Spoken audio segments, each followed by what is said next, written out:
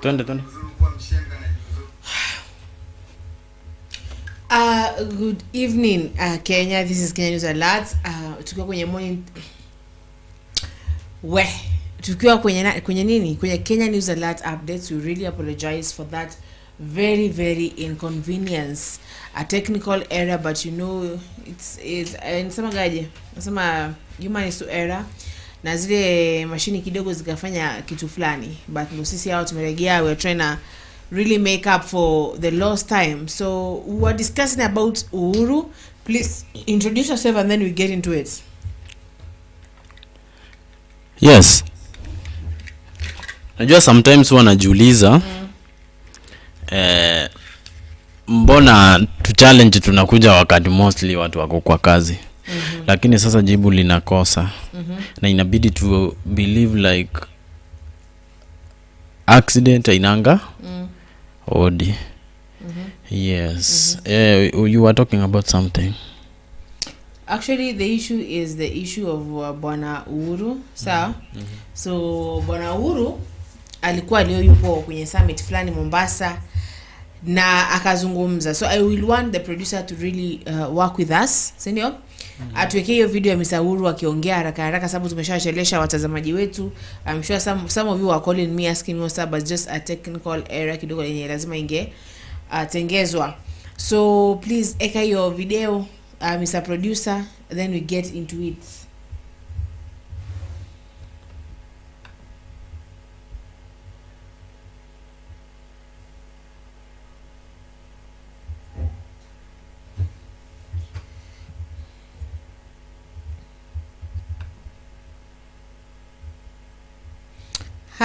Hi Gypsy Corner, welcome. We apologize kidogo tumeingia alafu kakuwa na issue, but imefixiwa na yeah.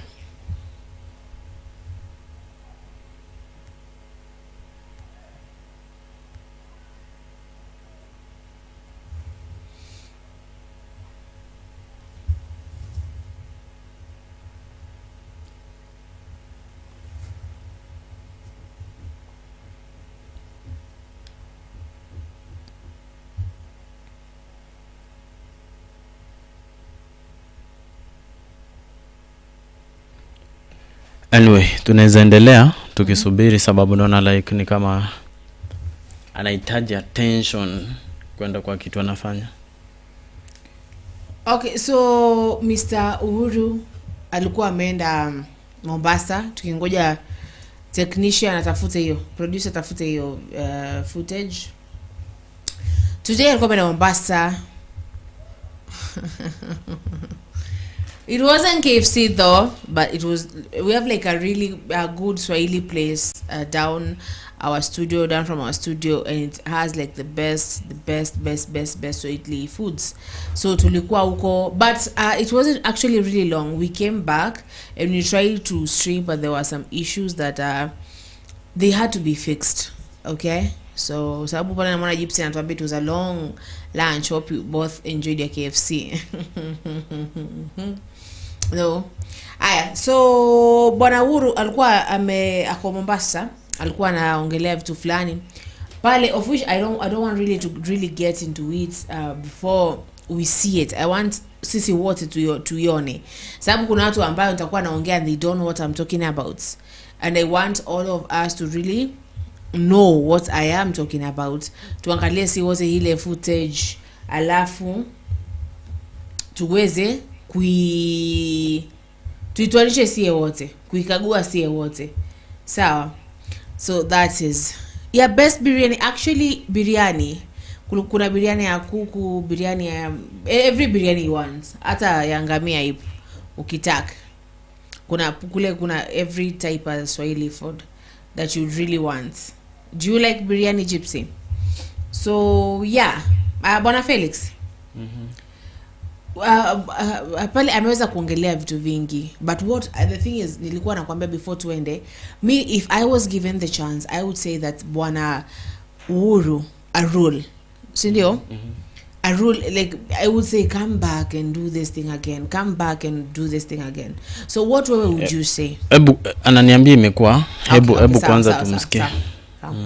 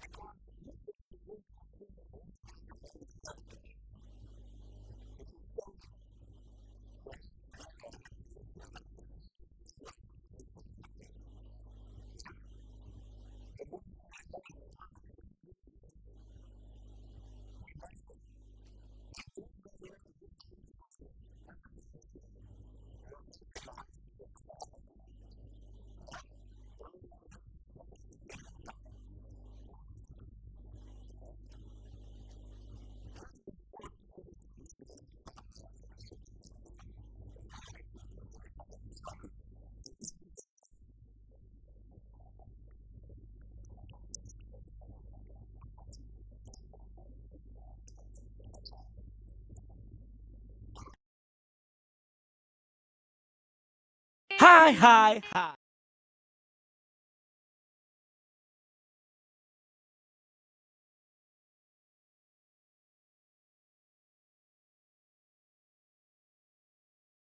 Hey. Sema sasa. Okay. So bado naambiwa hamna nini? Nini hiyo? Sauti. Hakuna sauti? Yeah. But ama ni sauti wapi? Sauti. Kim. So Anania anasema, Gypsy anasema ya kwamba I love biryani but I can't cook it. I can even smell it. Then call me, like if you could call me on video call, I could like really teach you how to cook biryani. I am an expert when it comes to cooking biryani. Biryani yoyote ambayo unaitaka, I will cook it for you. So sauti ni gani? Kim wenye hausikii. Which voice, which sound is that? Yes? So tumemsikia Bwana Uhuru. What would you say, Mr. Felix, about what Mr. Uhuru? Mr. Uhuru anajaribu kufanya watu wajielewe. Unaget? He is trying to make people to understand that they need to depend on their resources. We have a lot of resources, ni ile sasa tunaogopa kuzitumia. Yes. So mi siwezi sema like wewe mzee ni amejaribu kuchomea watu ama nini. But the fact is whatever he is trying to say ni ukweli. Okay. So nilikuwa nakuuliza swali, si ndio?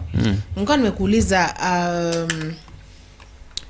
kuna mahali pale nimesahau kusoma comment fulani ya Gypsy. Anasema ya kwamba I saw Uhuru having a dig at Kindiki.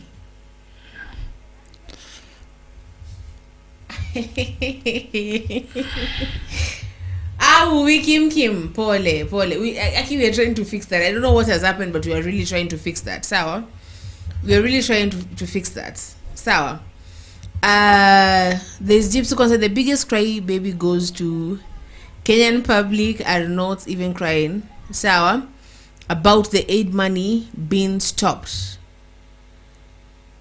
Aki, do you know about the aid? I think you even mentioned something about aid money being stopped.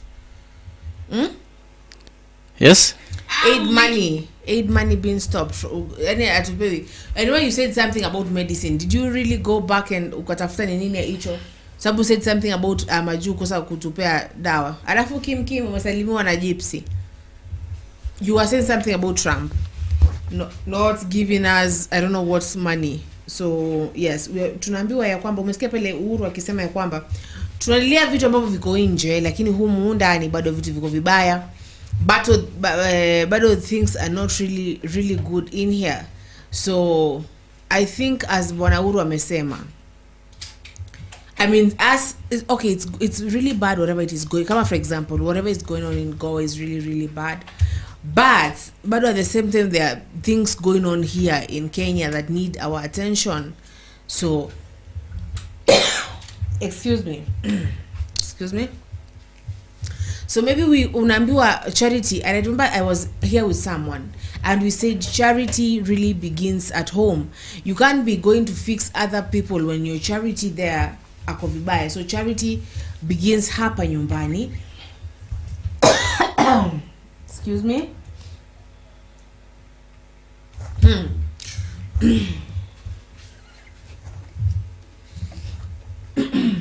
A moment. Okay, thank you. Felix. Hebu nikunywe maji kidogo. Nini nimekufanyikia? I don't know. Unajua nimekuchungulia nimeona nikuhurumia lakini sasa nikaona no need ya kukuhurumia, sijui si mtu wa kuhurumiwa. Anyway. Nikikuhurumia unaanza kuniingilia. Guys, according to the information, President Ruto amefika Egypt. Guy pole. According to the information, President Ruto sahi ako Egypt, lakini kwa mtu mwenye anadominate right now ni the former president of the Republic of Kenya, Mr. Uhuru. And truly amenencourage watu kuhusiana na hizo vitu zenye Trump amekataa, like yaezi jaribu kufacilitate. This is now my question, guys. Kuna makosa yote hapo? Ama what do you really think? Zulfa anapendanga sijui ni anapendanga sijui ni kufanya nini wakati yako live. Sasa hii anakuwa choked. Sasa itabidi tumvumilie.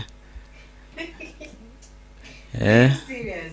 I am dying over here. Unasema itapenda kufanya nini kiwa or whatever. What do I like doing? Unapenda sijui ni nini? Sijui ni sweets ulikuwa na mnya. Sielewi. Are you serious? Zulfa anapenda kumnya sweets. Saa zimemwekelea mambo. Anyway, hiyo ni normal and we need to understand. So guys, ukijaribu kupiga hesabu vizuri, at some point hizo programs zimekuwa zikisupport some of the African countries whereby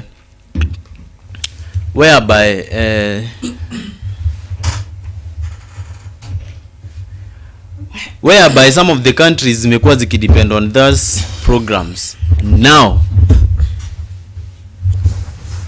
sisi kama Kenya, what do you think? Tunaweza comment kuhusiana na hiyo issue. Zulfa, mioyo yako imerudi? Ngoja kidogo. Just a moment.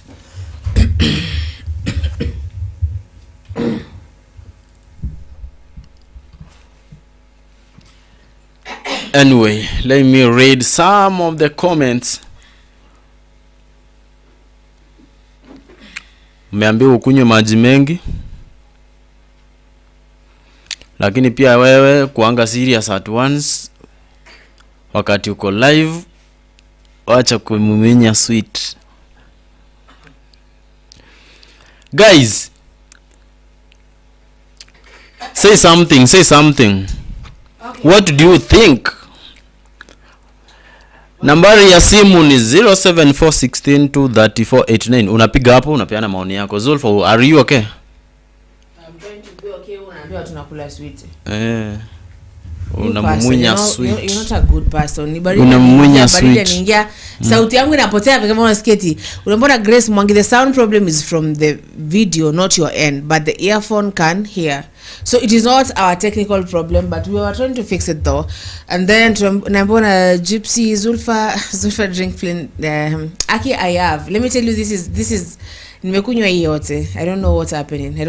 Maybe sauti yangu inapotea kama venye hiyo video inapotea. Sasa Bwana Uhuru alikuwa kule akaongelea a lot of things. Umesikia ameongelea a lot of things. Sawa. And I'm going to ask the people that are watching us to tell us their views, to tell us what they really think about Mr. Uhuru as a person, what they think about the speech ambayo amepeana, sababu amesema tushughulikie ya kwetu, tuone venye sisi wenyewe tutasaidika, so ati kushughulikia mambo mengine wakati si tuko sawa, si ndio? And at that, imagine our president alitoka Tanzania na akaenda Egypt. I think we all saw that. Yes, even the producers amesema kuna video ambayo iko pale ya Bwana Ruto alipofika kule Egypt. So what do you think alikuwa anafanya Egypt, Mr. Felix? It was a state visit whereby I think he was invited by the president of Egypt. So it was just a state visit. Yeah. Pole mami. Zulfa. Pole, okay? Si mnaona sasa unakaa funny. Why now? Achana hizo vitu ndio zimekufanya umekuwa choked. So okay. Guys, so you can see the kind of person you were trying. Mlikuwa mnahurumia mtu mwenye anajitakia. Asa kwa nini? Let me tell you, actually, when I feel like anxious, so I love to chew things that are crunchy. That way they can tone down the nini. So okay. And that's why you see me chewing things that are nini. So the other thing is, I told you Uhuru Kenyatta's speech will hit at Ruto government. It's getting messy. So and then Gypsy amsalimia Peter. So apparently Mr. Mini ameongea sana na ameongelea vitu fulani ambazo zimehit government ya bwana Ruto. Si ndio? Na bwana Ruto hakuwa hata Kenya wakati hivi vitu vile vinaendelea. But then this person, I'm going to say what that girl, what them alikuta bro. So wait.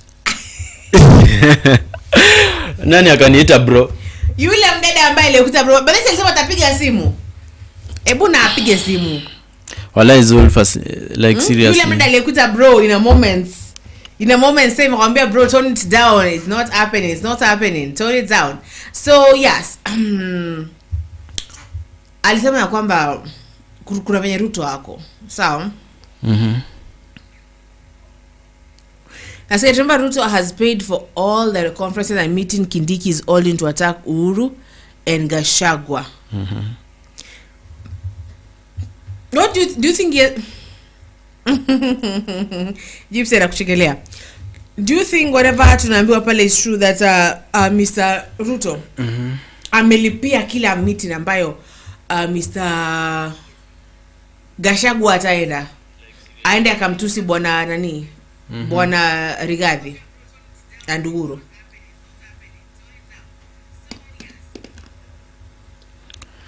Anyway, what you really think about, mimi mwenyewe ndio ninaelewa. But ile siku Mungu atakusaidia usisahau, like mimi ndo nilikuombea sana. Zulfa, you see, okay, let me just come up with my point.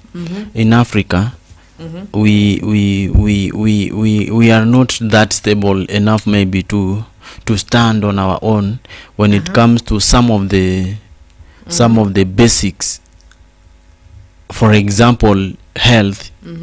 We could okay, so at some point we could depend on some of the countries whereby we can import other things that we don't produce for our own. You understand?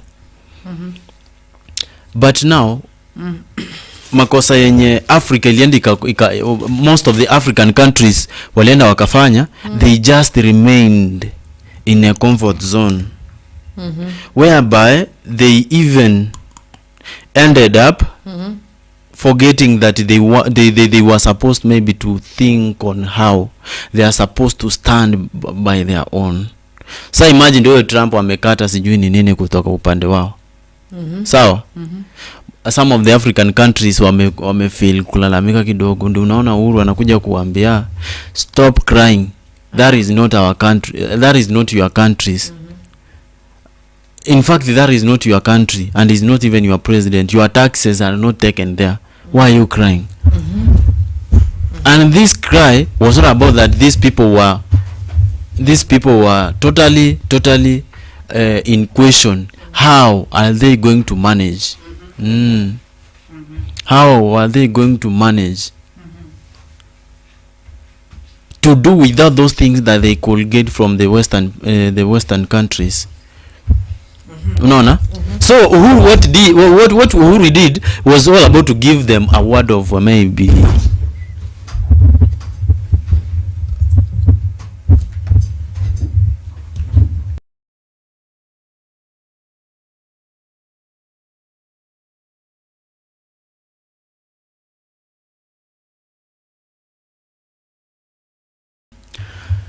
aya. Sasa wakati chenye Uhuru alikuwa anajaribu kunini, alikuwa anajaribu kufanya watu waelewe ni like they have their potential also to depend on themselves.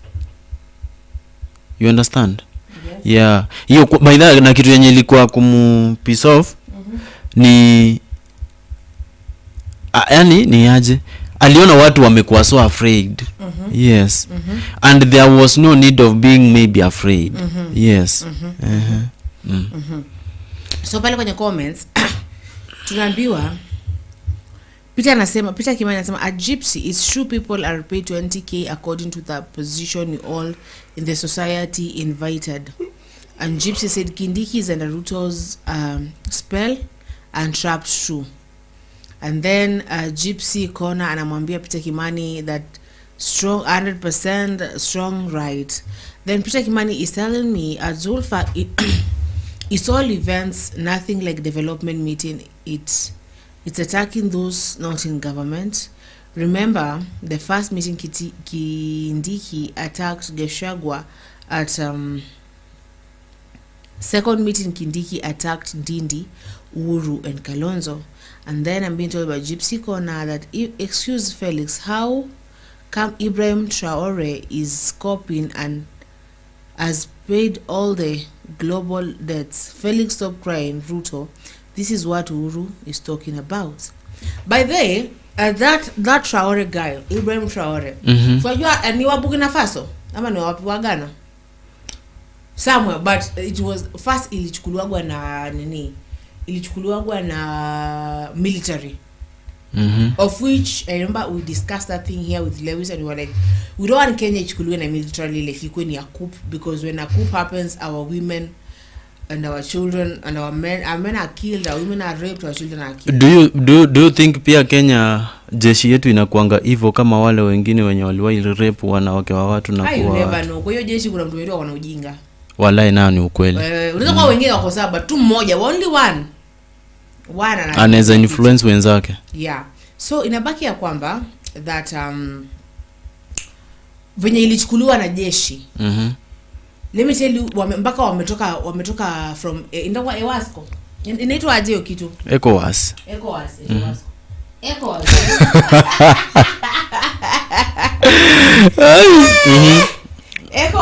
Now kwenye ECOWAS wamelipa deni yao yote, in fact they are free. So how did they do that? Felix, how do you think they did that? Na ndio kusema, lakini pia sisi hatuwezi lipa hiyo deni. Exactly. Hata kama tunaendelea kukopa Trump more trillions, more money to renovate more offices, sijui tufanye nini. Sasa tell me, when are we ever going to really pay your debt wakati we are here renovate office na pesa ambayo inafaa kutumika for development? Aya, but at the same time, Zulfa, why are we, yes? Mimi wacha nikuambia. Yeah? Unaona mimi ni mtu mwenye kwa government sahi. Yeah. Watu kama akina anaitwa nani? Oscar Sudi. And all those MPs wenye wanakuanga na mambo moba. Nita make sure wote wame contribute. Alafu niende nichukue account vizuri kabisa nione how much Kenya sahi iko nayo. Na pia mimi nione like inaweza pay hiyo tax, yani si tax. Hiyo debt yote hivyo. Unaona vile huyu nani Gypsy ameniambia hapa? I'll do it. Hata kama maybe watu mtabaki mkiwa hamna kitu. But ni afadhali mteseke kwa muda mfupi tena to regain. Aya. You know, actually, let me tell you something, yes? Nilisema nikisema kuna mtu ambaye tulipataga hapa studio alikujaga, sawa? And that person we had like, I'm gonna say 10 minutes, sawa? And aliniambia to the same thing. Aliniambia if you want Kenya, and I'm not saying that, I'm just saying what that person said, sawa? If you want Kenya to irudi back on track, niende chukuliwe na jeshi. Because jeshi didn't have discipline. But now the bad thing with jeshi is bad things happen. People die. Sawa? So it is a good thing, but at the same time a bad thing. Maybe it could, maybe Burkina Faso huko venye kuliape. Maybe. Sawa? Tuambiwa ahami enjoy our ahami enjoy the 527 bob. Hiyo ni ile ya pay as you eat. Gypsy Gypsy is right. Tore is not a joke. He is the point man of Putin. What?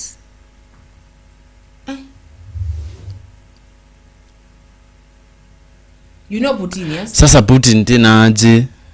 No, sasa nashtuka. Sasa ebu endelea, is the point man of Putin ina maana. Ebu Peter unaweza piga simu tuelezee. Ebu please call. Peter, please, if you don't mind.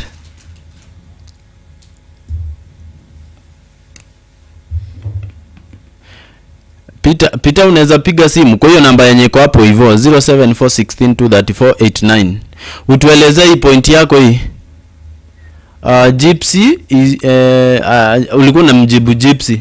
Gypsy you would call to. Yeah, anybody. Uhuru is right. Taure is not joke. He is the point man of Putin. Putin from Russia. By that what do you think Peter anamaanisha? You know Putin is like kind of a dictator. So Putin do I don't know what happened actually between Ukraine and Russia. So but he destroyed that country. Vibaya. That person in Russia, I'm gonna tell you, is one of the dictators tunajua kwenye dunia. Unajua bado nani ntwaje? Trump anapenda Putin. They have a relationship. Sawa?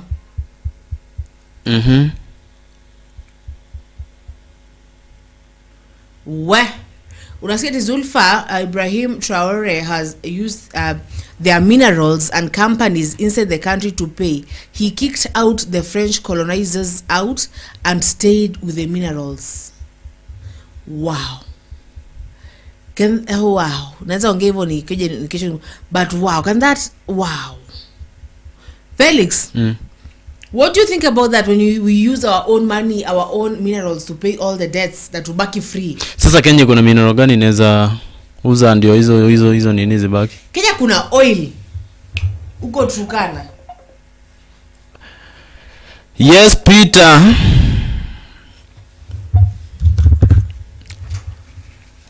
Hello, Peter. Yes, how are you? I'm fine, thank you. Hiyo point yako webuja.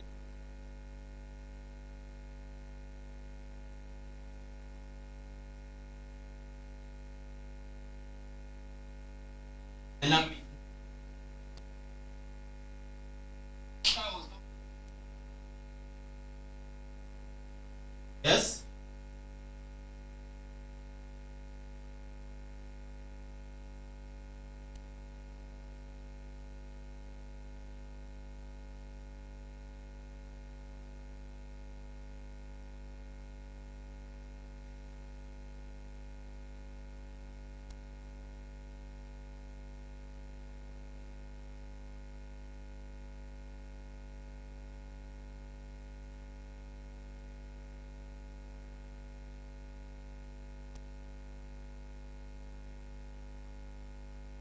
Unasema?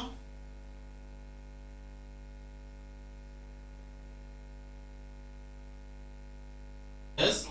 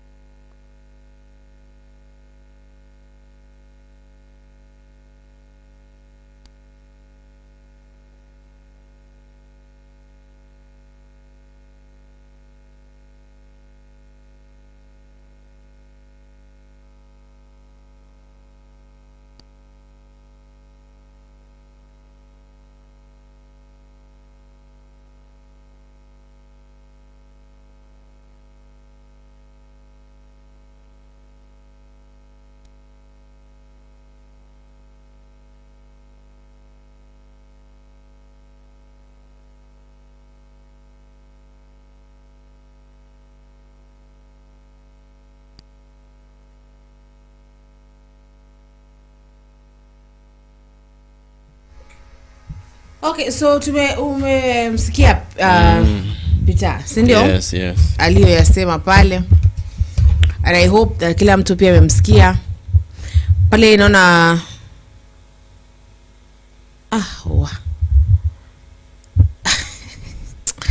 naona kuna Kim anasema ati a Kenyan as a petition court to order mental evaluation on President Ruto, claiming he is mad. Are you serious? Ati the studio is quiet. Ilienda quiet wakati nilikuwa naongea na Peter nikimsikiza. Peter alikuwa amepiga simu. Ati Zulfa amekanyaga waya. Kim wewe.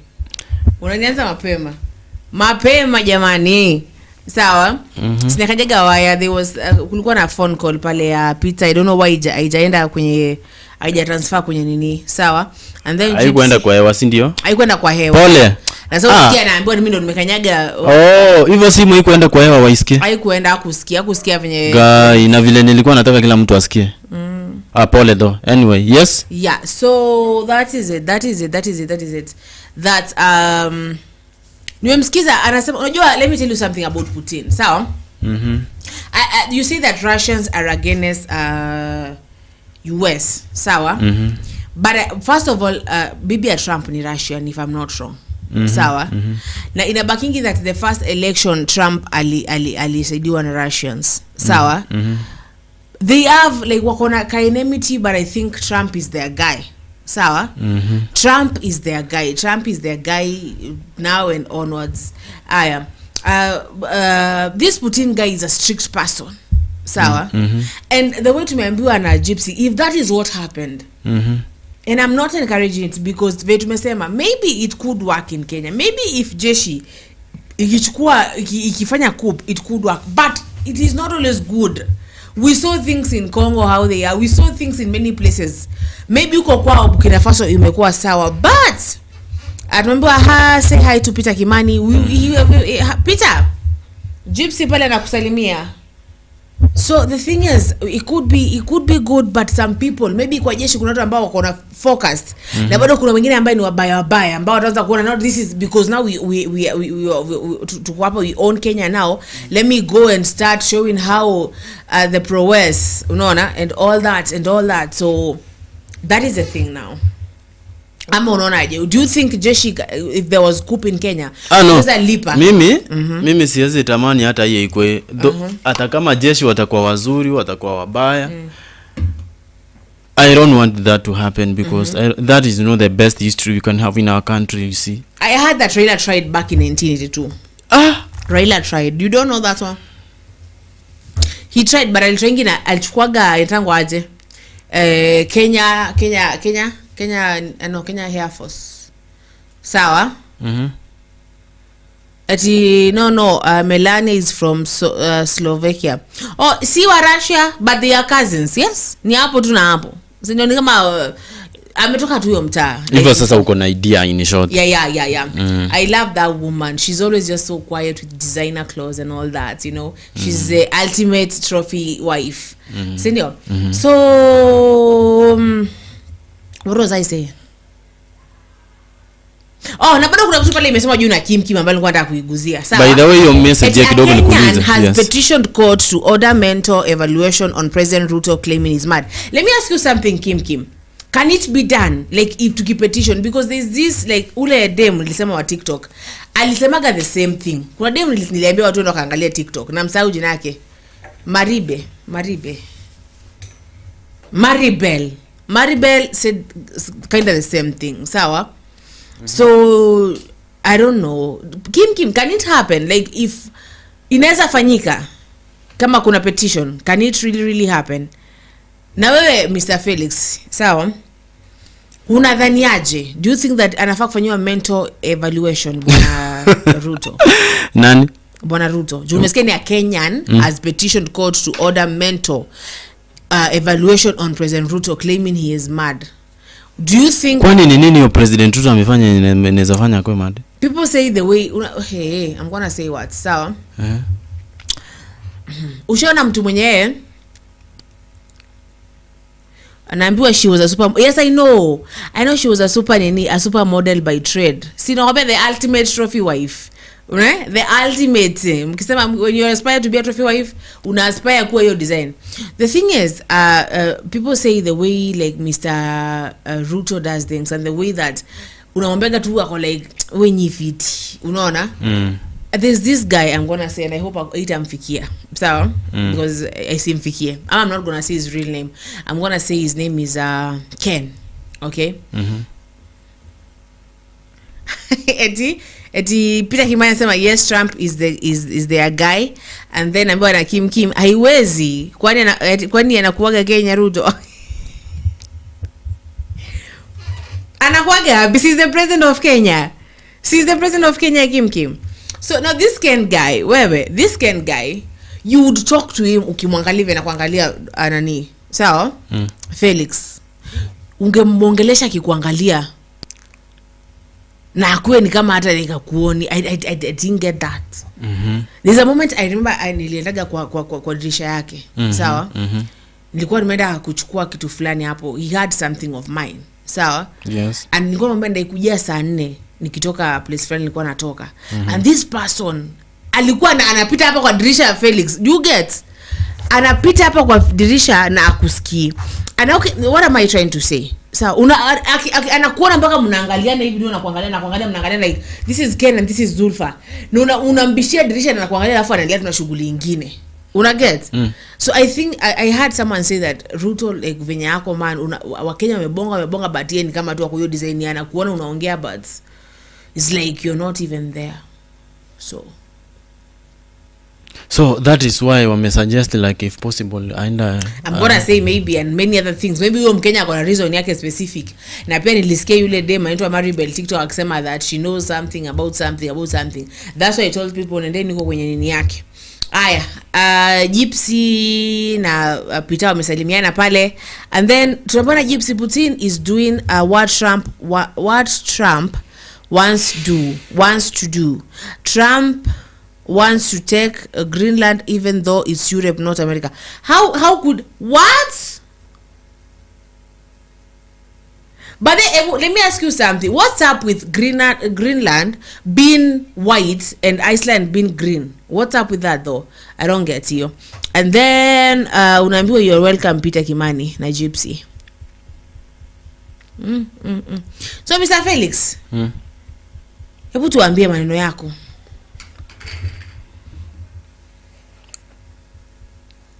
Mimi niko na swali. Vile Gypsy alisema, does it mean Ruto hizi fanya vile yule mwingine alifanya malize deni tujua tuna deni? Nimekwambia ndio deni ishe fast. Haikuwa easy hivyo. Ilichukuliwa na jeshi for all year. jeshi ndio hand over juzi vile ulisikia walikuwa huko juzi ndio get handed over. So are we willing for all year kukwenda coup Kenya? Kwani lazima tukue na coup ndio maybe deni ilipwe? Mimi ninauliza, does it mean Ruto cannot employ the same way the other guy did? Mimi sijasema like if possible tukue na coup kwanza ndio hata deni ilipwe Zulfa. Unaona? So I'm trying maybe to think with any other person mwenye anaweza kuwa na mimi psychologically, unaona? Does it mean President Ruto cannot employ the same formula just like that guy vile alifanya? If possible hiyo deni pungue. Umesema tuko na mafuta, does it mean like haezi fanya nini? Haezi wauzia hata mafuta? Nikuulize. Magadi Magadi ni Magadi place kwa Magadi. Ama Magadi in. When you say Magadi, you say Magadi in. Si ni Lake Magadi? Lake Magadi. Lake Magadi iko wapi? Lake Magadi by the way iko wapi? Iko Nakuru ama? Iko Naivasha? Iko Kenya. Iko Kenya, but I don't remember well, please. And something in Webuye. What is in Webuye? Kopa in Webuye ama ni karatasi in Webuye? What is in Webuye? Webuye? There's something in Webuye. Webuye iko kwenda side ya Western? Kuna nini hapo Webuye? Kuna nini? There's a mineral there. Sawa? What I'm trying to say kuna is Kwari Kisii. Kuna Kwari Kisii. Unaona sasa what I'm trying to say? We have a lot of minerals, as you are saying. Maybe if the president akaenda kai chini na Bwana Traore amuulize how did you really do this? If like he is really for Kenya, you know, aende akae nayo amuulize sasa sasa ulifanyaje mpaka ukafika hapa kaka? Sababu unajua kuna mtu mmoja tulimuaga, kuna mtu mmoja tulikuja tukamuua. Anaitwa Muhammad Gaddafi. Kuna Muhammad Gaddafi? Do you know that one of the ideologies of Muhammad Gaddafi is that he wanted Africa to become united and Africa to use one coin kama USA to become a superpower na tukatai na our minerals huku upate wale watu wakikujuku they are paying more and more and more. So he said that Africa has a lot of gold that we could use our the African currency could have been gold. Sawa? Of which you know, one of the thing is with these people, sawa, they want to enforce their ideas to people whether you like it or not. But he had like, when you really go and really search about his life and about his ideologies, Bwana Muhammad Gaddafi from was it Libya or where? Was somewhere? Libya. Yeah, he was a Libyan president. Oil. Yes. Libya is one of the richest, yes? Yes. So if kama yule bwana angesikizwa na upate asitake kuforce na asianze kuua watu because wanakataa idea zake. You know, that is the thing with these people. You have good ideas, but when people don't really listen to them, you start killing them. That is a bad thing. Hapo ndo vibaya. He had like yani kama tungemfuata tu tungekuwa Africa is just one of those superpowers. Africa mzima. Ikuwe Africa ni kama vile United States. United States is a lot ni kama like all states in the huko zimeshikana led by one president. Do you know that? I know. Okay, continue. And nikuulize. So do you think like tungekuwa na coin moja Afrika mzima tini ya ni Africa sasa tungekuwa somewhere else? I think we could have protected ourselves as Africa. Upate tumekick out the naambiwa Zulfa when he's not flying he's on the rooftop lying. You know man, Peter, you know when he's not flying he's on the rooftop lying. He doesn't get it right. He pretends to do change things then do the same. Remember he fired all CS and replaced them with them again. Nothing changes with Mr. Ruto. Unasemaje kama tungekuwa na coin moja? We could have like protected ourselves from these vultures from outside. Yes, that is my opinion. What is your opinion? Mimi truly siwezi kubaliana na hilo wazo. Kwa sababu all in all corruption is everywhere. Unaelewa? Utapata other countries zimekuwa at a development ime stand still. Even development ime stand still completely. Why? Because unaona administration iko sijui ni wapi, wachuzi sijui ni country gani ndio maybe administration itakuwa. Oh my god. Ati what? Ati a stupid MP in Turkana sent goons to demolish a classroom built by comedian Eric Omondi and even stripped the kids naked. Wait. For wearing donated uniforms. Wait. Let me ask you guys a very simple question. Ama mimi ndio nimeona vibaya Zulfa? Yeah? What is this? What indo nini? A stupid MP in Turkana sent goons, nataka usikize vizuri, to demolish a classroom built by comedian Eric Omondi and even stripped the kids naked for wearing donated uniforms. Is such a sad video. Why is that person still an MP, Sai? Wanikuulize. Let me search for that. Kwani si charity work ama charity work haitajiki hapa Kenya? Msesi alicontribute kusaidia yule mkisi mwenye alikuwa na chopo kwa sababu ya unga Zulfa. I want to really confirm and see that. That is what I'm trying to say. Because that is really... What? This is nasty. Ebu, niangalie. Ebu continue as nini? This is nasty. How can seriously somebody mwenye akona akili zake anaweza fanya kitu kama Kim, please give us more information if you don't mind, please. Kwani mtu hawezi enda a contribute kwa shule mahali watoto hawana maybe uwezo, where parents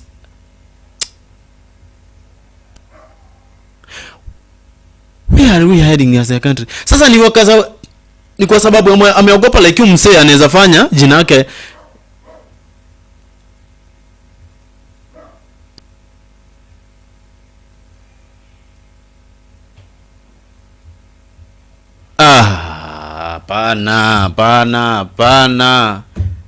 Pana. No. I say no. No. Pana. Kwani is it a crime for somebody to go and do charity work somewhere? Where did these people take their manners? Kwani walikopesha manners zao wakaacha nyumbani? Zulfa, come back here. I have seen and that is really sad. That is really sad. Shame on you. Shame. Shame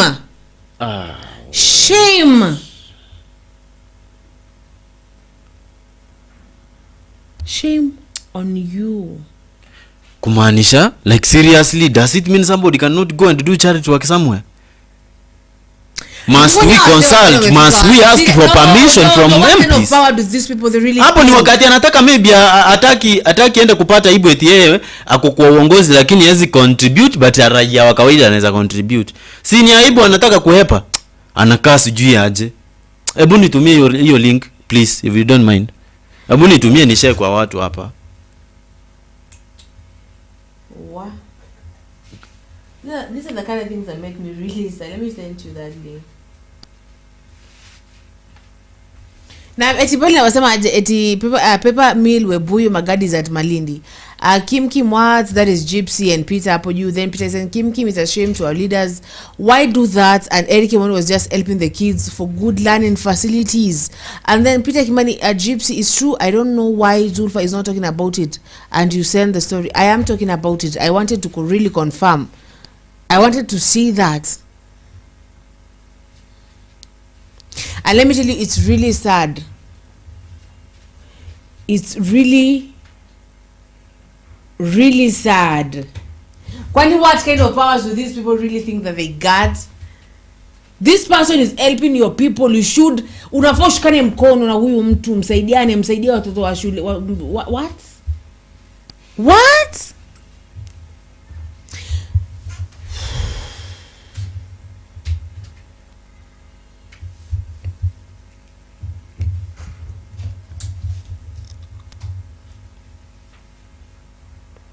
Yani hapo unaanza unaangalia vitu and you ask these people,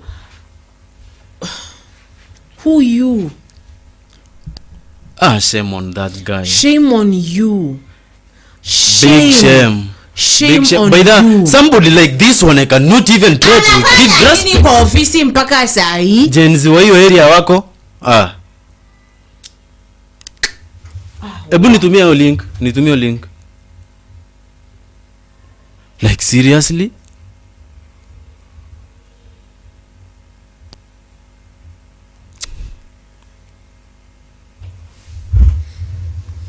Gypsy girl, let me tell you, you with that emoji of vomiting, you look at some things and then you're like, what?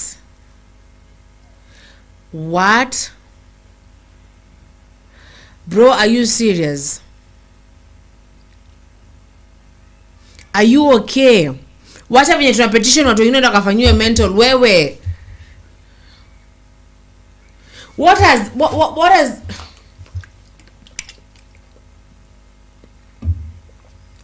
sasa? So you prefers wasome chini ya mti kim. You prefers afadhali wasome chini ya mti watu wadogo, sababu wako unapeleka private school. They are being dropped by government cars that we are paying for. But our watu maskini hata waongelelea. When then someone like Eddie comes there anakuja anajenga, wewe you go destroying. What? May you feel the same pain, brother. May you feel the same pain, and I hope that it comes like 1,000,000 times worse to you. The same pain that those parents are feeling when you stripped down their children, when you demolish classes. At least sasa watoto wanasoma. Hey, oh my God. These are the people that are shaming Kenya. These are the people that are failing us.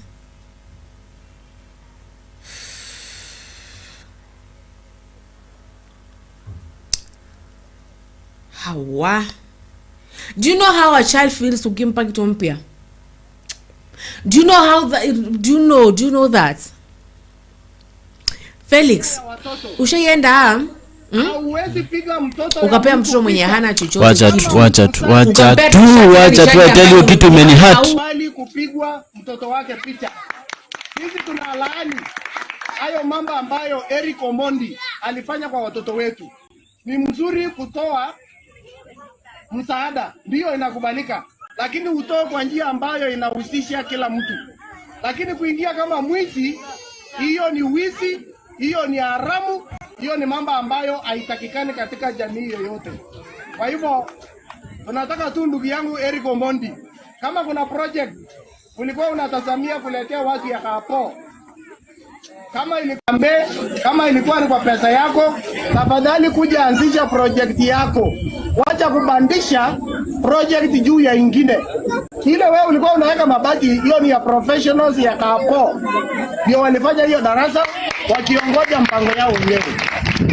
Kwa hivyo tungekuomba tu kwa heshima, kuja tu uanze project yako polepole umalizie, lakini si kuweka kubandika juu ya ingine.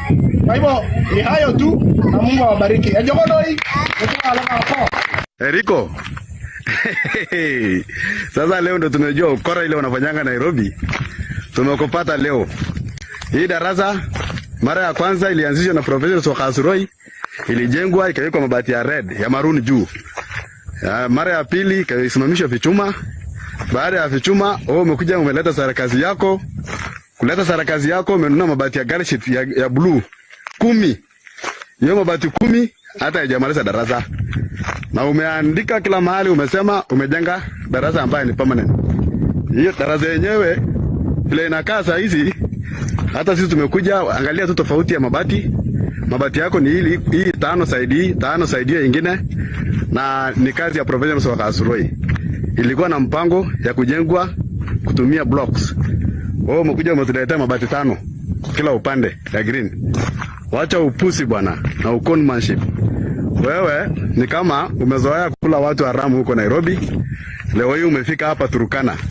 Wacha nikwambie sisi wa Turkana tutakangi uongo. Tunataka kila kitu tunafanya peupe.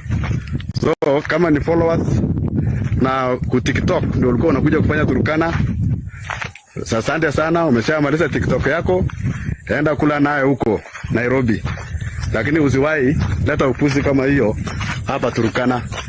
Sisi wa Turkana tunatakanga ukweli. Sawa sawa. Mungu akubariki Eriko wakati unapata followers wengi kwa TikTok.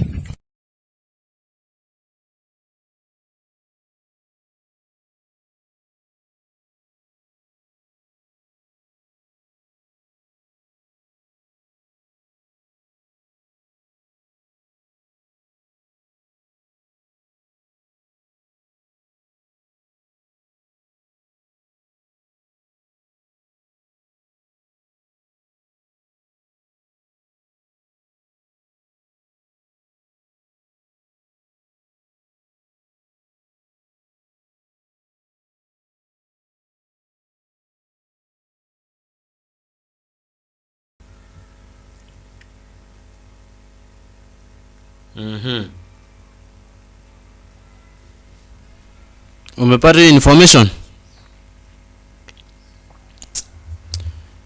Nilikuwa nimeshtuka vibaya sana. Hapa sasa sijui, at least nimeelewa.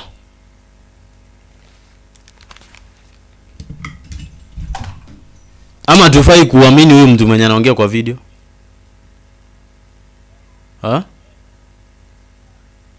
Lakini si Eric alienda akasaidia pia yule mwanamke mwenye alikuwa huko Kisii mwenye alibanga uyunga. Yule mwenye pia one of our fans alienda kwa nini akatembelea. Unaambiwa Gypsy anasema ya kwamba I'm traumatized Jesus Christ, and Kimki anasema Eric alianza hiyo class from scratch. Why are they lying? How would we know why they're lying? Kim, these people just lie. Okay, so mbona hawakumalizia basi? That is a question that I'm gonna ask. Kama basi alikuja akaleta mabati 5, nyinyi hata mngemaliza hizo zingine zimebaki hapo, watu waingie basi, kama mnasema it is a scam and all that. But that one could have been better. Lakini by the way mtu mwenye amekuwa akiexplain kwa video kuna mali anajichanganya. Can I remind you? Yes. Alisema like hiyo class ilikuwa ikwe permanent. Sawa? Imewekwa hadi mabati juu na ilikuwa inafaa ikwe permanent. Ni permanent gani inaanza kujengwa na miti kiu imesimama? Okay. Hiyo ni propaganda basi. Zulfa, kama class ilikuwa, nisikize. Unajua vile nyumba permanent inajengwa ya Zulfa? Umewahi ona vile hata building kama hii mahali tuko vile inaanza wakati inaanza? Inaanza na msingi obviously. Haianzi na juu, inaanza tena juu. Anasema like your project ilikuwa ishaanzwa, ilikuwa permanent. We have not seen. Na hiyo permanent. Wait, na hiyo permanent ilikuwa ishawekwa mabati huko juu. Yeye amekuja na mabati ya blue ndio anaita green, I'm sorry. God. Sasa mabati ya blue yenye anaita green yamewekwa, si ndio? Eti sasa huyu amekuja kudandia kwa project ya mtu. Hayo tutajua. Wow.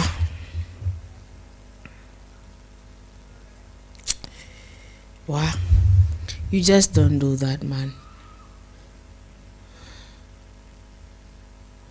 You just don't do that. Lakini sasa si unasikia Eric? Hapana, hivyo basi wametuchezea hapa. They're trying to cover up obviously for their. Ni hawataki ni wao aibike, si ndio? Yeah, obviously. Hawataki MP wao aibike, si ndio?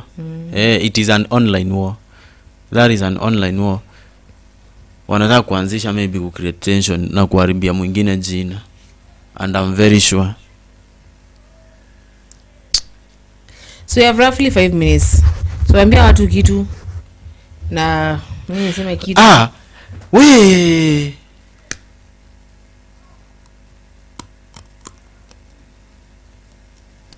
Hamjaona hiyo video walipiga mpaka hao watoto juu ya kukubali kupewa uniform na wakabomoa hiyo class?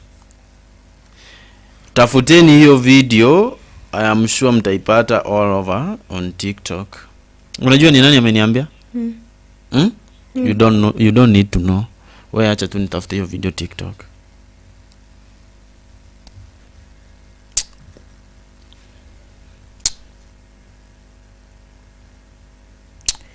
Well,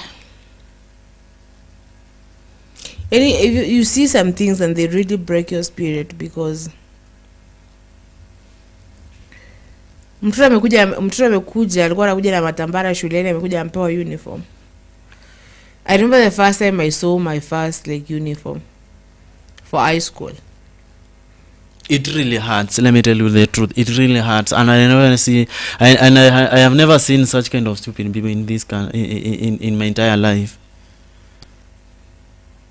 So, how can you beat somebody's son and daughter eti because amekubali uniform na maybe hana? Kwani Turkana ni lini ilianza kukaa tajiri yenye iwezi kubali zawadi? This is nonsense and this is nasty. Kwani ina bo.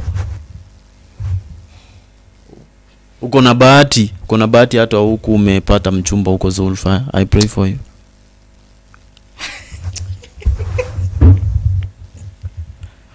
Are you serious? Sasa unacheka nini? Unadhani hiyo ni raha? Na uniambie usipata mchumba huko? Oh, because yesterday I said I wanted a Masai. But that is really sad. That is really sad, man. Una mtoto amekuja mpoa kitu. Do you see how a child's face really lights up? Unasikia Felix and Zulfa, those mabatis are not 10. Eric Omondi started it when it was posted. They are learning under a tree. So, and after the mud classrooms went down.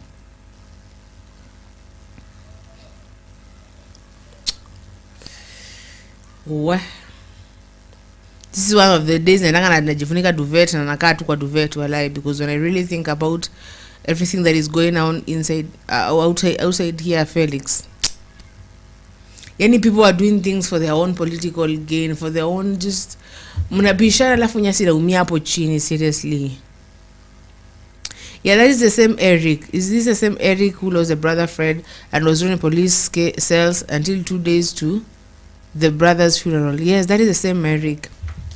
And let me tell you, he might not be genuine. He may be doing all these things kwa social media, but the thing is, he does them. Na tumeona amesaidia watu wengi sana. So when I see this MP doing this just because maybe alikuwa anataka Eric akuja ampe kitu kidogo ndo aanze project hapo, and maybe Eric didn't do that. It's just so sad. Wacha waseme like they wanted to have partnership with Eric so that jina liende kubaki kwake. Sema unataka kuja kwanza kuachie kitu. Na atakuja kuachie kitu wakati wewe umeona mashule zimeharibika huko, watu wanasomea chini ya mti. Why are people so hao ndio sasa akina watuoli wa huko wenye wanataka kudandia. Mimi nilikwambia vizuri sana Zulfa, let me tell you the truth. Nobody will ever understand the pain of those people. The pain of those people, what they are undergoing until they live there. Wakiishi huko ndio wataelewa the pain, the kind of pain those people are undergoing. Let me tell you the truth. I have ndo hii video mimi nimepata mali na nini. Sijui kama kamera inaweza onyesha vizuri. Unaona? Anawapatia vitabu.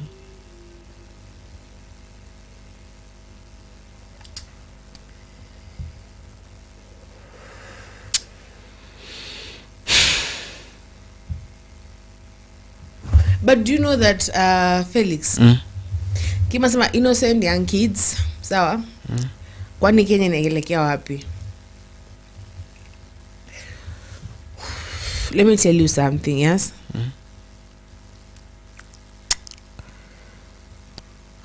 Yani sema fari wawili wakipigana, nyasi inaumia pale chini. Nyasi is this like really sasa na hizo vitabu, this is my question according to that video. Na hizo vitabu jamaa na distribute hapo, ni ule jamaa alikuwa amenunua boxes sijui ni ngapi ili akakuja kutopa hapo akaanza kupeana zote. Watu walai wako wicked. Wako so wicked. Imagine kwa sababu yeye watoto wake labda wanasomea kwa international school fulani hapa Nairobi. Wanasomea hapo Turkana. No. Unaomba Eric Omondi and Mike Sonko are my one of my, they are. In fact, kuna ile issue ambayo tulisema hapa, ile issue ambayo discuss ya mtoto ambaye the witnessed. Babake alidungwa, alichomwa visu. Yeah, and I think that kid was taken to Mike Sonko. Yes, alimchukua, amemwadapt.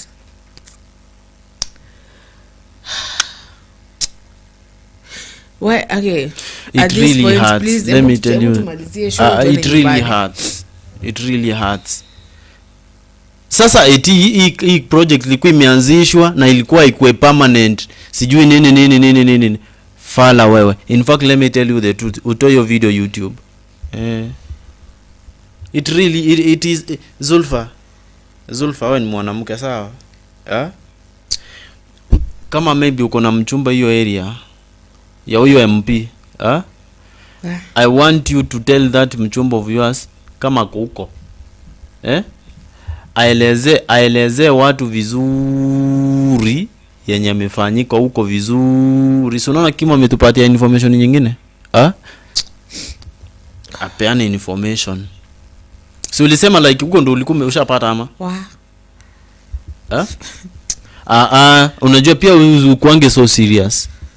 Nilisema nimepata na Masai ambaye anakaa vizuri. Sikusema nimepata mtu from that place. Nilisema anakaa vizuri. Okay. Labda mimi ndo nilisikia vibaya. Hapana. I am trying I feel to control myself. Labda nilisikia vibaya, pole. Nilisema nimepata na Masai ambaye anakaa vizuri. Pole. Si nimekwambia pole. Mimi nilidhani eti ni huko ulisema.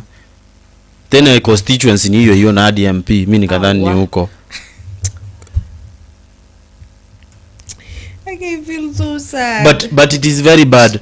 You know, huyu ni msemo mwenye amejisacrifice. Unajua Turkana is not a friendly area. Do you think Turkana inakuwa friendly, Zulfa? Si hivyo friendly vile unaweza dhani.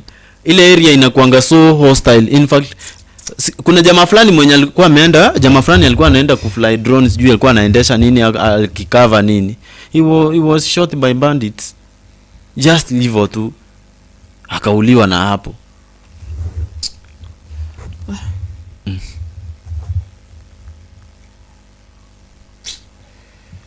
Sasa like seriously, when ikawa kuna mtoto mmoja kati yao ama wawili wenye walikuwa beneficiary wa hizo uniform, maybe hata wazazi hawakuwa na uwezo wa kuzinunua hizo uniform, alafu sasa eti ndio huyo amenyanganywa na kupigwa.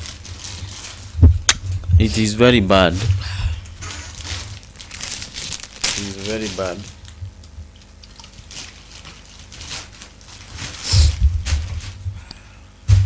And some things just break my heart. Some things really just do break my heart. Imagine mtoto ajue anapigiwa nini, imagine.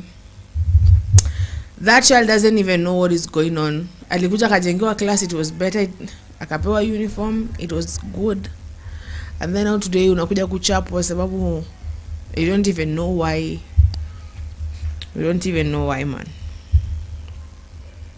Why are people so evil? Why are people so sadistic?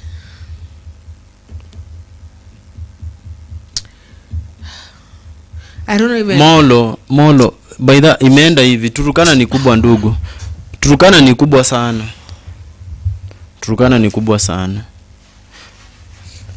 Zulfa, I remember last year, late last year, mwezi wa ngapi, mwezi wa 9 hapo, sawa?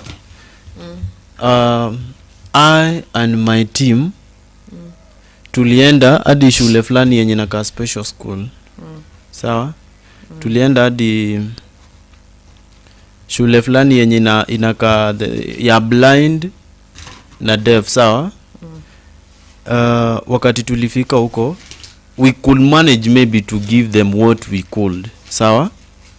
Yeah, to provide something that could sustain them even a month, if not even 3 weeks, sawa?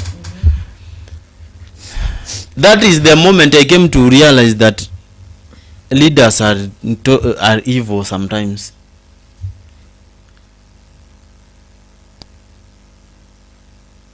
Somebody could tell us that we could have maybe go past through the chief before we could get into the school. Eti chief ndio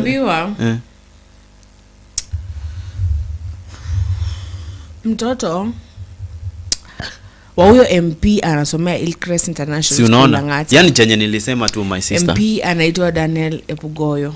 Hapana, chenye nilisema tu exactly. Unaweza pata his son or daughter anasomea international school hapa Nairobi. He is actually really obsessed with that. And I've been trying to I tell you. And generalizing everything. He is really into that so much.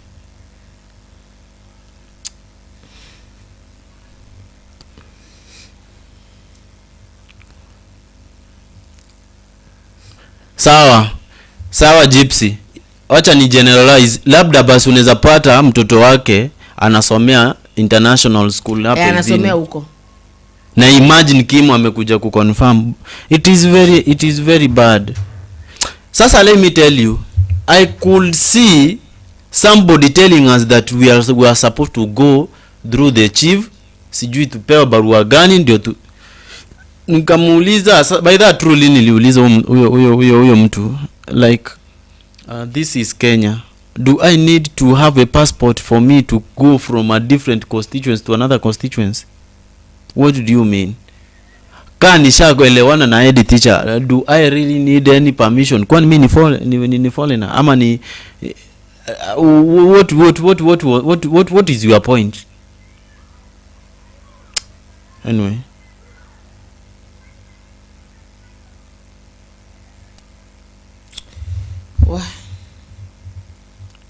people out here are wicked. Sometimes let me tell you, sometimes you look at the world and you're like, I just wanna go niishi mahali peke yangu. Niishi tu mimi peke yangu. I know it sounds so childish saying that, but sometimes I look at how people are. Like there's no hakuna mtu ambaye yani genuine. Mimi ningekuwa lawyer, I'm sorry, si eti ningekuwa lawyer. Mimi ningekuwa Eric Aki ningechukua lawyer. Hiyo kesi iandikwe chini hadi OB. At least tuende kotini, huyo mtu asema aje ni wapi constitution inakataa eti usifanye charity work in the society. Before nikuja hapa, before nikuja nipe mtu kitu kwa streets, nafaa kwanza nipitie chief nimpe kitu. Why the fuck would I do that? Why have you been there in that office and doing nothing? And then when I have to do it now, I have like first to give it to you. When kujazie mifuko wakati kuna mtu pale nje anala, have you people ever been homeless? You know, because I have and I know how it feels. Do you pass ukitoka ukikuja hapa kazini unapita pale unapata watu wamelala chini ya miti na watoto? I found a mother with children.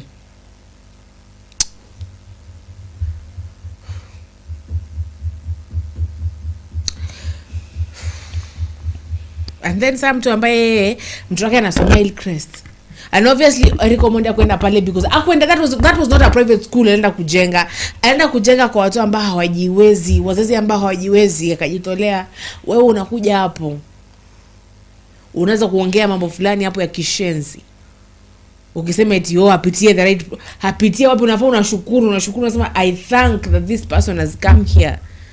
I thank. And it's just so sad. And I ask myself, where is Kenya going? Kwani utu, just the humanity in you iko happy. Iko happy, man. Wow.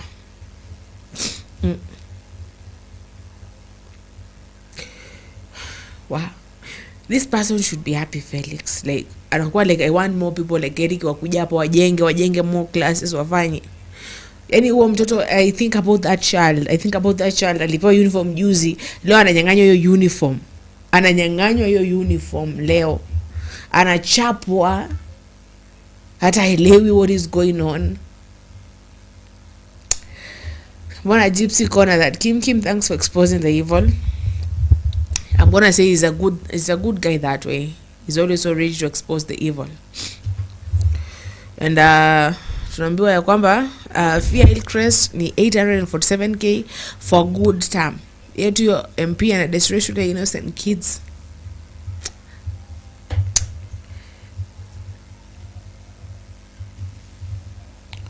Hey.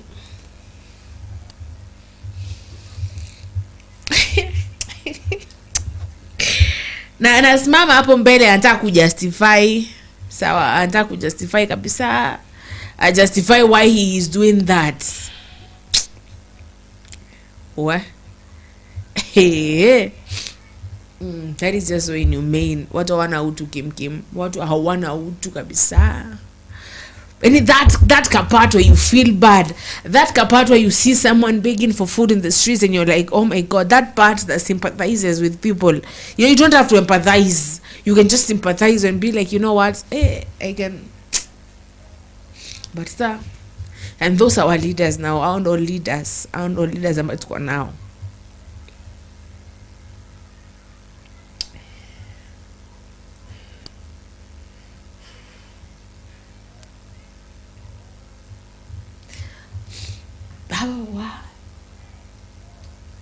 Felix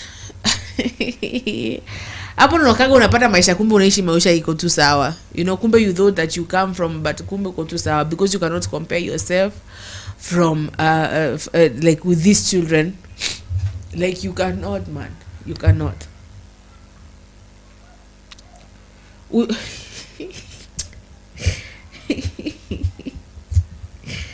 Wow. Hey, Peter Kimani amesema Zulfa Sudi is responding to Gachagua remarks about Western people.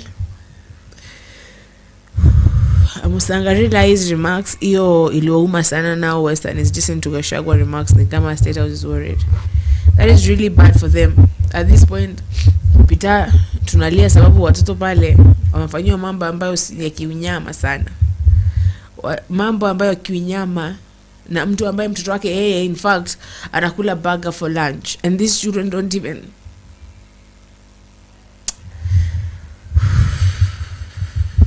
Felix, I will please just say your name. I say my name, we go home, because I just lose hope with humanity sometimes.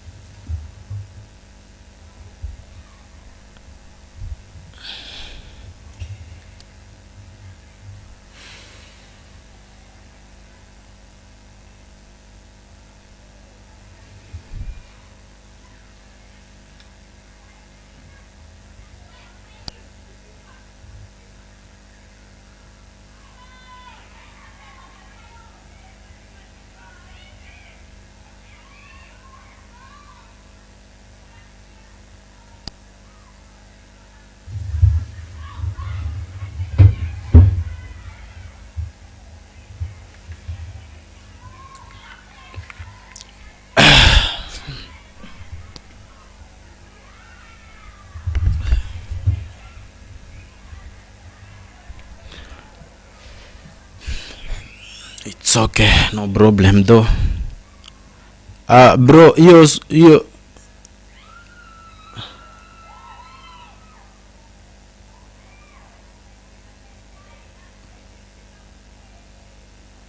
bro, rudisha hiyo.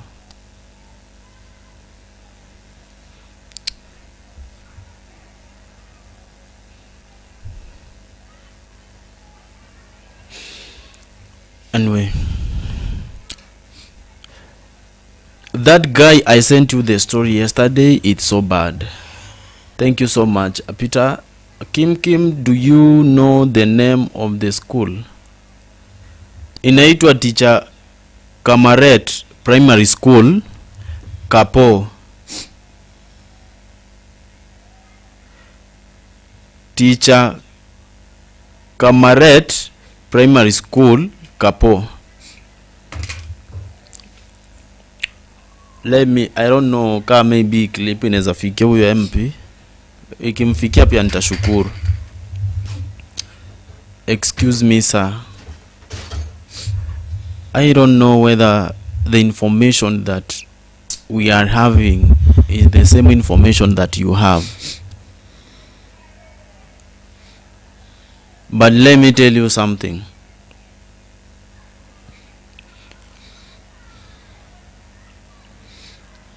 Inaweza kwa by chance whatever you are trying to do to other people haiwezi ku affect right now. But I'm giving you a simple assignment. Please go and check the performance of your son or daughter.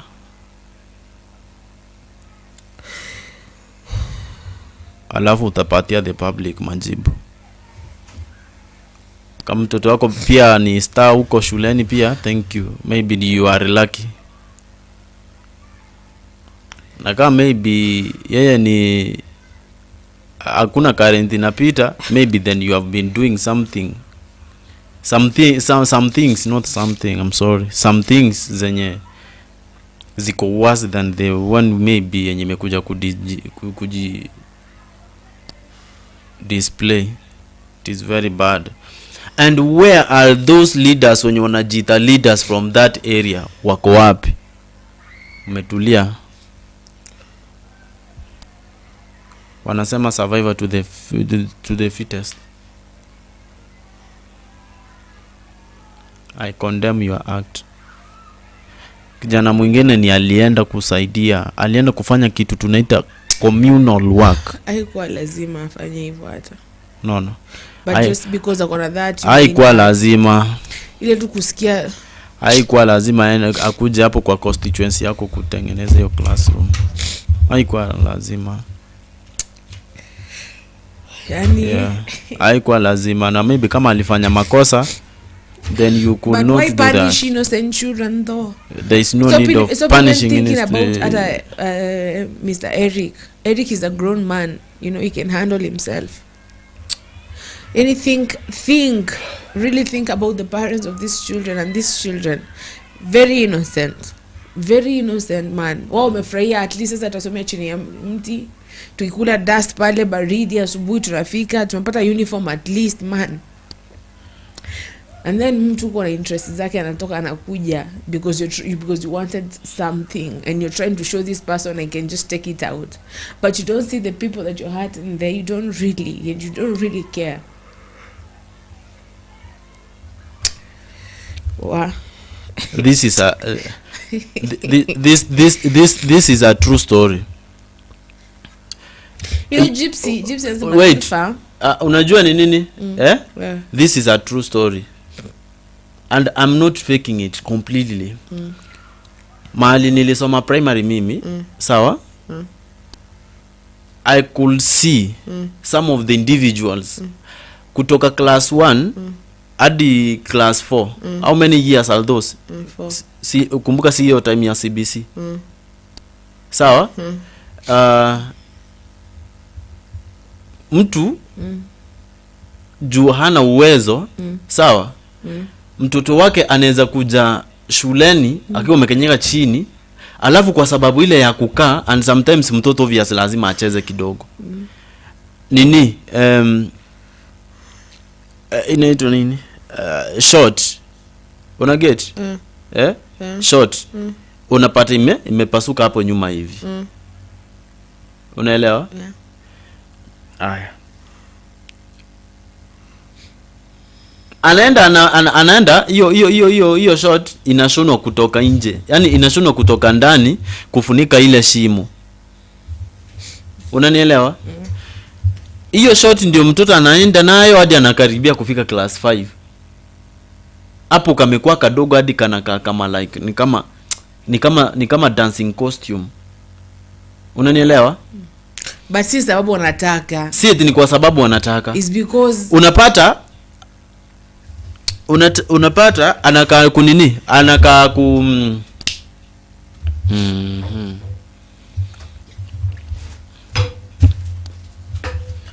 anini Zulfa, ananunua short kubwa kidogo ama shirt kubwa kidogo, agro akiwa ana recycle, una get? I'm trying to take this issue, in fact I'm trying to hold it on my hands. Naona, you see this guy amejitolea tu, ameenda, si kwa ubaya. Ara kama maybe ni hiyo ya government, ni project ya mtu alikuwa anaenda kuongezea, sawa? Hizi uniform zenye watoto walipewa hazikuwa zinahusika kabisa na ujenzi, una get? Haiko inahusika kabisa na ujenzi. Any people wamekuwa so, but imekuwa by chance, you see, imekuwa by chance, jamaa amefika huko amewapatia uniform. Mimi kitu yenye imeni hurt kabisa completely ni wakati mtu anaanza kuchokozana hadi upande wa uniform. Clip nyingine tumeona hadi vile mtu anafanya nini, mtu ana nini, mtu ana Eric anawapatia vitabu, and my question is, does it mean that hadi hizo vitabu ni huyo mtu alizileta? Is that person okay? Did that person bring maybe even those, if these books, even though the books were also to be brought by the same person, maybe to be stored somewhere, and or maybe students were for the books to be distributed to the students. Baadaye Eric amekuja na zake kuongezea, na hapo ingekuwa kitu yenye maybe mtu anaweza kusema hizo vitabu zeri kibizitupo inakwenda huko. Mtu ameshindwa kabisa kununua uniform ya mtoto because of the situations, na situations obviously lazima unajua mtu azipigi hodi. You understand that area of Turkana, unaona? Amenunua uniform, alafu napiga mtoto wa mtu eti mbona unashika uniform, mtoto anajua nini? Zulfa, umewahi ona mtoto mdogo akikuona na sweet biscuit, uone vile anakuweka ka hope fulani ama raha fulani, huyo mtoto anahisi wakati unampatia hata biscuit pekee. Halafu mwanaume ama mwanamke anaenda kupiga mtoto wa mtu mwenye amepewa uniform yenye iko,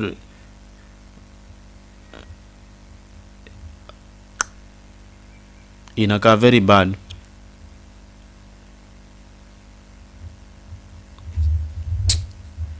Let me tell you,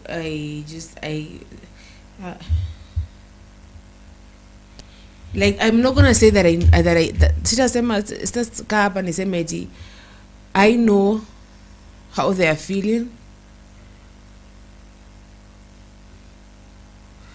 but what I've known is time nimeishi, and when you start going to these places, kama umesema unaenda kwa shule ya watoto ambao they're differently abled, I'm gonna say that I love going to these things, to the charities and all that, and then you look at that child's faces. Umempea kitu kidogo, unaweza kuwa unampea nguo, ulienda kununua that bob, but that they'll take that thing as I don't know how they're gonna take that thing as ni kama umemnunulia Fenty or Gucci or Versace. They take it like na umeenda tukikompa ukakusanya vitu hapo upeleke.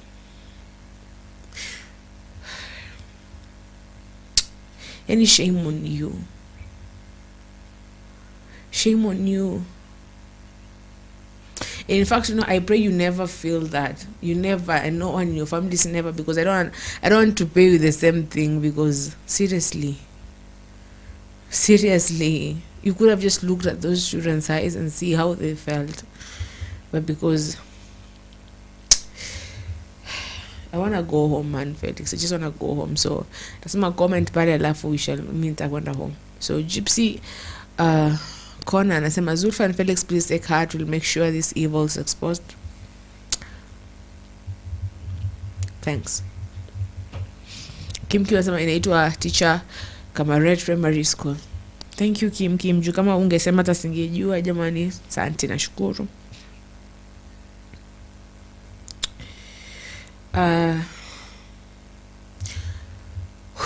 My name is House of Zulfa, and this has been Clear News Alerts updates.